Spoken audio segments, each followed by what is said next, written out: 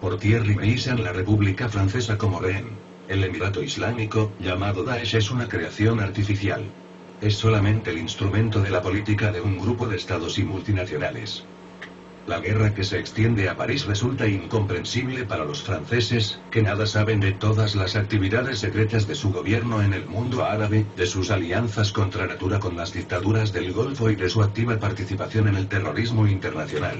El Parlamento francés nunca ha abordado esas políticas y los grandes medios de prensa raramente se atreven a mencionarlas.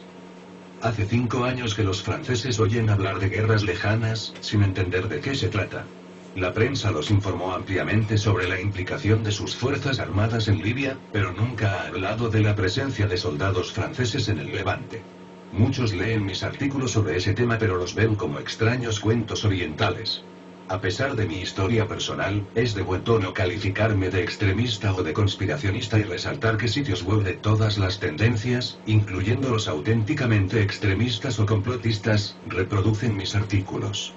Pero nadie encuentra cómo responder a lo que escribo.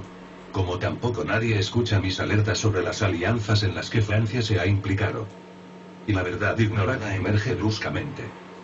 En la noche del viernes 13 de noviembre de 2015, Francia fue atacada por varios comandos que asesinaron al menos 130 personas en 5 lugares diferentes de París.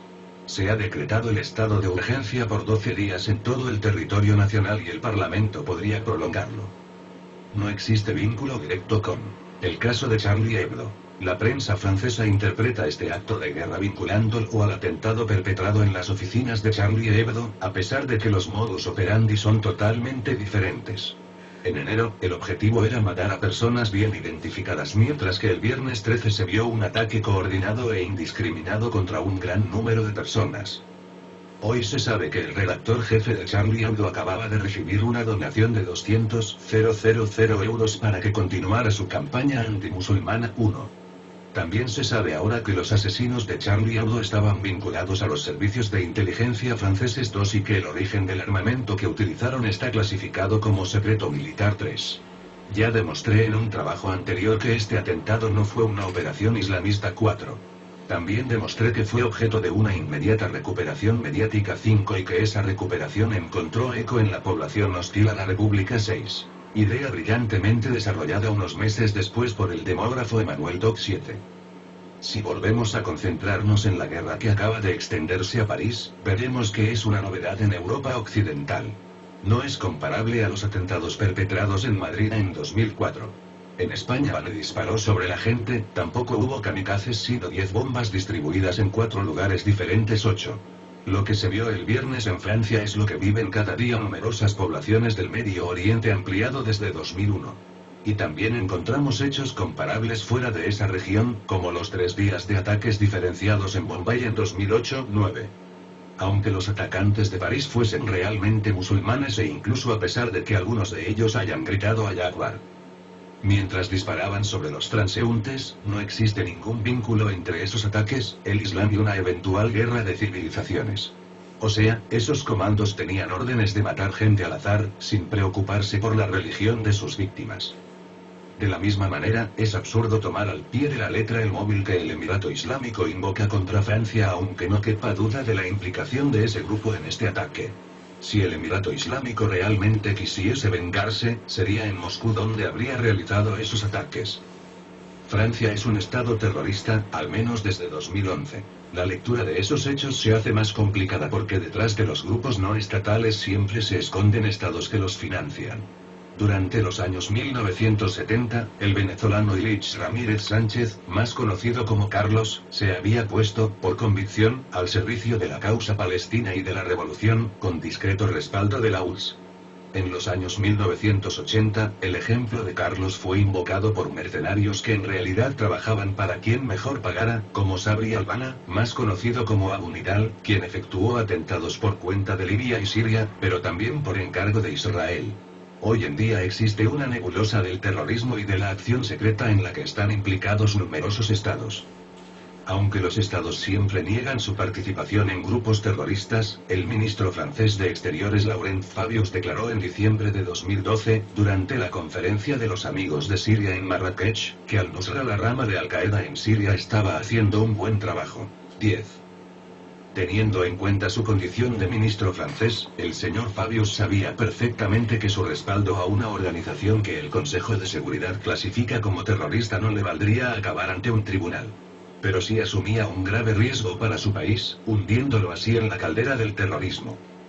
En realidad, Francia ya estaba implicada del lado de Al-Qaeda al menos desde inicios de 2011. En aquel momento, el Reino Unido y Francia se habían unido al proyecto estadounidense de Primavera Árabe. El objetivo era derrocar a todos los regímenes árabes laicos y reemplazarlos por dictaduras de la hermandad musulmana. Londres y París descubrieron esa operación cuando ya estaba en marcha en Túnez y en Egipto, pero es muy probable que la participación de ambos gobiernos haya sido solicitada de antemano contra Libia y Siria 11. En Libia, los gobiernos de Francia y del Reino Unido organizaron con ayuda de las fuerzas especiales de Italia las matanzas de Benghazi y, posteriormente con ayuda de Al-Qaeda la toma de varios arsenales del ejército libio. Yo mismo soy testigo de ello ya que, en agosto de 2011, hallándome bajo la protección de Qamis el-Qaddafi, en momentos en que la OTAN tomaba por asalto la capital libia, el Hotel Rixos donde nos encontrábamos fue asediado por la Brigada de Trípoli, una unidad de Al-Qaeda bajo el mando de Mahdi al-Arati, cuyos hombres, al grito de Allah Akbar, estaban directamente dirigidos por oficiales franceses en misión. Posteriormente, el propio Mahdi al-Arati fue, junto con su jefe Abdelhakim Belach, fundador del Ejército Libre Sirio, en realidad un grupo de Al-Qaeda que se identifica con la bandera de la colonización francesa. En Siria, está ampliamente demostrada la presencia de oficiales franceses a la cabeza de los grupos armados en momentos en que perpetraban crímenes contra la humanidad. Francia ha estado jugando, desde entonces, un juego extremadamente complejo y peligroso. En enero de 2013, un mes después de la declaración pública de Laurent Fabius en apoyo a Al-Qaeda en Siria, Francia emprendía en Malí una operación contra ese mismo grupo terrorista, provocando así acciones de represalia contra sus agentes infiltrados en Siria. De todo eso, los franceses nunca han oído hablar. Y nunca se les ha hablado de ello porque, aunque Francia dispone de organizaciones democráticas, la política actual del gobierno francés en el mundo árabe nunca se ha debatido públicamente. Lo único que se ha hecho en violación del artículo 35 de la Constitución de la República Francesa ha sido entrar en guerra contra Libia y contra Siria después de unas pocas horas de debates parlamentarios, superficiales y sin voto final. Los parlamentarios franceses han renunciado a ejercer su mandato, que consiste en controlar las acciones del Ejecutivo en materia de política exterior, pensando que se trata de un sector reservado al presidente de la República, supuestamente sin consecuencias para la vida cotidiana de los franceses. Hoy todos pueden comprobar, por el contrario, que la paz y la seguridad, uno de los 4 derechos del hombre y del ciudadano proclamados en 1789 artículo 2, dependen directamente de la política exterior. Lo peor está por llegar. A inicios de 2014, cuando los halcones liberales estadounidenses daban los últimos toques a su plan de transformación del Emirato Islámico en Irak y el Levante, y en lo que sería Daesh 12, Francia y Turquía se encargaron de hacer llegar municiones a Al-Qaeda para que combatiera el Emirato Islámico. Esto está debidamente comprobado gracias a un documento presentado al Consejo de Seguridad de la ONU el 14 de julio de 2014-13. Sin embargo, Francia se unió después a la operación secreta de los halcones liberales de Washington y participó en la coalición internacional contra el Emirato Islámico, de la que hoy sabemos todos que, contrariamente a lo que anunciaba su nombre, no bombardeó al Emirato Islámico sino que le lanzó en paracaídas cargamentos de armas durante todo un año 14. La situación siguió evolucionando aún después de la firma del Acuerdo 5+1 con Irán. En el terreno, Estados Unidos se volvió súbitamente contra el Emirato Islámico y lo empujó hacia saque en Siria. 15. Pero no fue hasta mediados de octubre de 2015, hace solo un mes, que Francia reinició los ataques contra el Emirato Islámico. Pero no fue para detener las masacres de sus yihadistas sino para conquistar parte del territorio que estos ocupan en Siria y en Irak e instalar en ellos un nuevo estado colonial que sería designado como Kurdistán, a pesar de que los kurdos serán allí extremadamente minoritarios. 16. Con esa perspectiva, Francia envió su portaaviones que todavía no está en la zona para apoyar a los marxista-leninistas kurdos del INC. Pero, ¿qué significa esta referencia política cuando el proyecto es la creación de un estado colonial contra el Emirato Islámico, el ex aliado de París? Ahora estamos viendo un segundo efecto de boomerang. Pero no de parte de Al-Qaeda en Siria. Ahora el golpe viene del Emirato Islámico en Francia, que sigue instrucciones de los inconfesables aliados de la propia Francia. ¿Quién dirige el Emirato Islámico? El Emirato Islámico, llamado Daesh en el mundo árabe, es una creación artificial. Es solamente el instrumento de la política de un grupo de estados y multinacionales. Sus principales recursos son el petróleo, las drogas afganas. Los franceses siguen sin entender las consecuencias que tienen estas últimas en su propio suelo y las antigüedades provenientes del Levante. Todo el mundo está de acuerdo en que el petróleo robado transita libremente a través de Turquía antes de ser vendido en Europa Occidental. A la vista de los volúmenes de petróleo robado, trasladado y vendido, no cabe duda del apoyo que el Estado turco aporta al Emirato Islámico 17. Hace 3 semanas, el vocero del ejército árabe sirio revelaba que 3 aviones fletados, uno por Turquía, otro por Arabia Saudita y el tercero por los Emiratos Árabes Unidos, acababan de sacar de Siria a grupos de combatientes del Emirato Islámico, transportándolos a Yemen. En este caso, tampoco hay duda posible sobre los vínculos de esos 3 países con el Emirato Islámico, en violación de las resoluciones pertinentes del Consejo de Seguridad de la ONU. Desde la primera conferencia de Ginebra, en junio de 2012, he venido explicando que en el seno del aparato estatal de Estados Unidos existía una facción que estaba haciendo su propia política, en contra de la política de la Casa Blanca. Al principio, quien encabezaba esa facción era el general David Petraeus, el entonces director de la CIA y cofundador del Emirato Islámico en 2007. De Surge 18, hasta que fue arrestado, al día siguiente de la reelección de Barack Obama. Vino después el turno de la secretaria de Estado Hillary Clinton, a quien un accidente le impidió mantenerse en el cargo durante la llamada transición presidencial.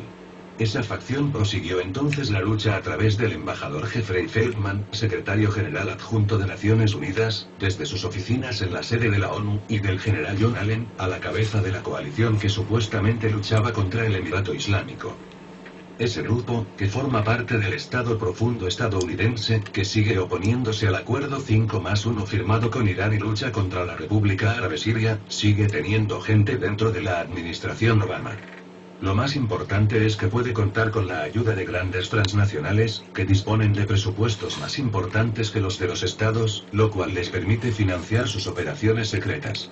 En ese caso se hallan, por ejemplo, el gigante petrolero ExxonMobil, el verdadero dueño de Qatar, el fondo de inversiones KKR y el ejército privado Academy, antes conocido como Blackwater.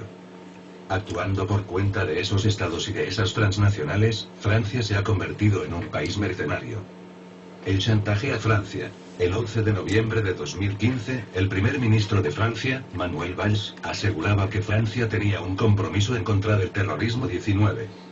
El 12 de noviembre, el Observatorio Nacional sobre la Delincuencia y las Respuestas Penales vinculado al Ministerio francés del Interior publicaba un informe que señala que el terrorismo se ha convertido en la segunda preocupación de los franceses, inmediatamente después del desempleo 20. En la mañana del viernes 13 de noviembre, el ministro francés del Interior, Bernard Cazeneuve, presentaba en la localidad parisina de Nanterre un plan de 20 medidas para luchar contra el tráfico de armas 21.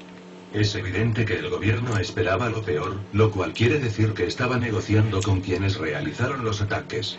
Francia aceptó un compromiso que no cumplió y ahora es víctima de un chantaje de parte de los amos a quienes acaba de traicionar. En la mañana del mismo viernes 13 de noviembre, día de los atentados, los servicios de urgencia de los hospitales habían realizado un ejercicio que simulaba varios atentados 22. Esta coincidencia ya se había visto durante los atentados del 11 de septiembre de 2001 en Nueva York y en Washington, al igual en los del 11 de marzo de 2004 en Madrid, en los atentados del 7 de julio de 2005 en Londres. Conclusión provisional. Los sucesivos gobiernos franceses han establecido alianzas con estados cuyos valores son contrarios a los valores de la República Francesa.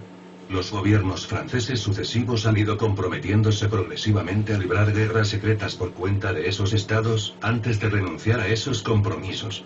El presidente Hollande, su jefe de Estado Mayor particular, el general Benoît Puga, su ministro de Exteriores Laurent Fabius y su predecesor Alain Juppé, ministro bajo el mandato del expresidente Sarkozy, son actualmente objeto de un chantaje del que solo podrán liberarse revelando en qué implicaron indebidamente al país, aunque eso los ponga en peligro de tener que comparecer ante la Alta Corte de Justicia.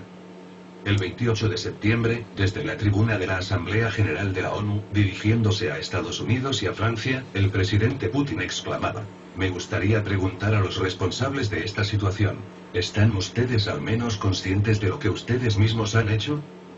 Pero mucho me temo que esta pregunta quede sin respuesta, porque estos personajes no han renunciado a su política, basada en una exagerada confianza en sí mismos y en la convicción de su propia excepcionalidad y de su propia impunidad.